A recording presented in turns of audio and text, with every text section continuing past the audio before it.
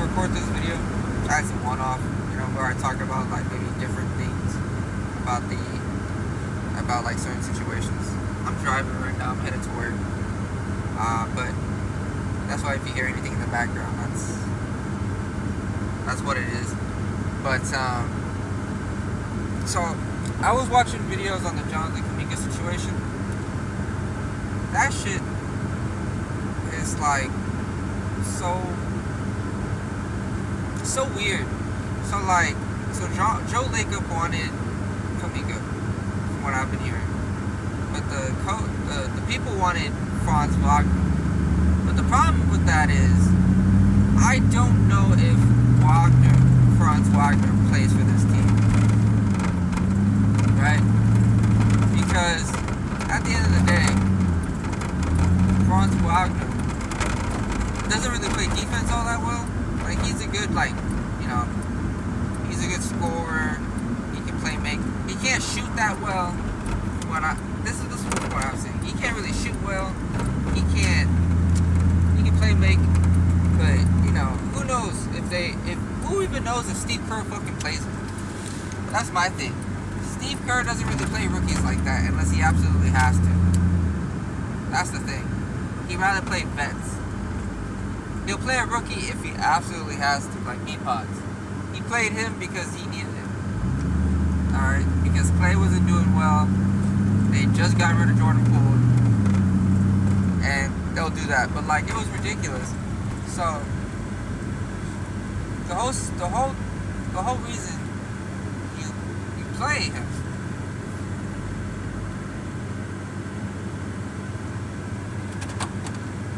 I just barked, but the whole reason you do that is so you can have this 2 timelines thing. But the issue with the 2 timelines is, once the first timeline needs to go, they need to step back. So for example, James Wiseman didn't work out. That's mainly because of Steve Kerr. I ain't gonna lie, and him, because of injuries. But so James Wiseman was a center. But the problem is, if you ever look at Golden State's offense, they don't post up. They never do. They're more of like, hey, let's run 50 screens, off-ball screens, and then try to get Steph Curry an open shot. And it works for the most part, but that's pretty much their offense. That's why they look so bad when Steph Curry goes out, because they don't have another guy that can not play make, but score. So the whole point. So the whole timeline thing got screwed up, not just because of Wiseman, but that's when Draymond Green punched Jordan Poole in the face. Jordan Poole was supposed to be that bridge, from Steph Curry to Jordan Poole. Jordan Poole and Johnathan Kuminga were supposed to be the young stars. Moses Moody was supposed to play, and then James Wiseman was supposed to be there, but he just never really panned out. And I think a lot of that has to go to Steve Kerr. His offense is all primarily hey, let's get Steph open and then everyone else play, and then ball movement. But the issue with that is sometimes you need a guy who can ISO and score, and they don't really have that guy. I mean, they have Jimmy Butler. Jimmy Butler now is 35, 36. They don't have options. And now they don't want to sign Johnathan Kuminga, who is supposed to be that guy now, to a hefty to a 3 or 4 year deal, but he's not going to play because he can't really shoot that well, and he can't really play make, but he's very athletic. He can play defense at times. I think it's just his IQ, but how am I supposed to get better and make he's not allowed to make mistakes, and I think that's the reason why Tony Parker, if you ever look at the Spurs, Tony Parker almost didn't flourish, because every time he would turn the ball over, Popovich would take him out, and that ruins someone's confidence. But the whole problem is that this whole situation could have been avoided had they just traded him. Now, that I wouldn't have traded him for Alex Caruso. I think he has the potential to be better than Alex Caruso at the time. I would have traded him this offseason. You had some trades available. Royce O'Neal was a great spot-up guy, could play defense. If you don't like the second round picks, that's fine. But you could have gotten Grayson Allen, a knockdown shooter who can play some defense. and I believe there was someone else from the Suns. And then you had an offer from the Kings, which is more enticing because Malik Monk can play. He can shot create a little bit. He can hit the three a little bit. He didn't have a good shooting percentage last year, but Malik Monk can shoot. And you had a protected first round pick, but I don't know how protected it was. It was a 2030 first round pick. But at the end of the day, you're gonna have to do something because Johnathan Kuminga does not want to be there, and you really don't want to lose him for nothing because your dumbass decided to trade Jordan Poole for 1 year of Chris Paul, and then you trade James Wiseman for absolutely nothing.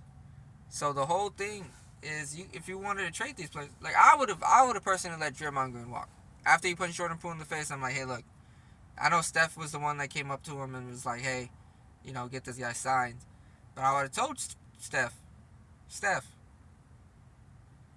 like, he's a pretty decisive guy in the locker room. He punched his teammate in the face, broadcasted live, and he doesn't take responsibility for it. And then they didn't really punish him. They only punished him for the preseason. So I don't understand what the fuck was going on. And then, so now you traded away Jordan Poole. Now traded away James Wiseman. And Johnathan Kuminga doesn't want to come back because he believes he has all-star potential. That's what people mess up, get this situated. Johnathan Kuminga wants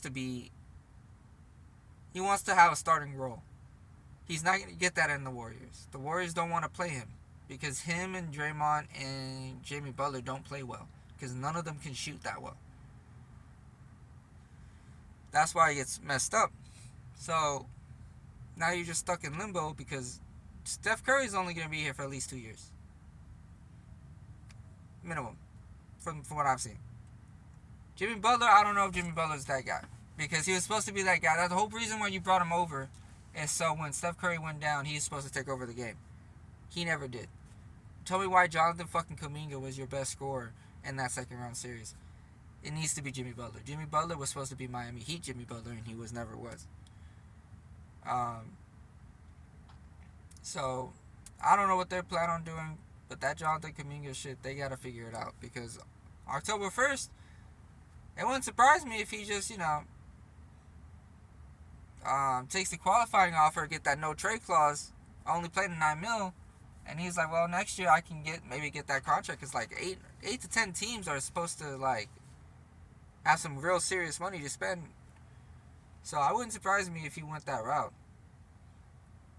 But like the Warriors, all they have to do is take off that team option, change it to a player option. I don't know why they're so insistent on that team option. Like you can let him use that as you can trade him. Like I don't understand the whole point. But that's just me. Let me know your thoughts below. Am I tripping? What do you think? I think most of this has to be on Steve Kerr because he doesn't really develop players well. I mean, he would develop B-Pods and Jordan Poole, but he can really develop guards. I don't know if he can develop wings like that. Wings and centers. It's more of a guard guy, but that's just my personal opinion. Anyways, peace.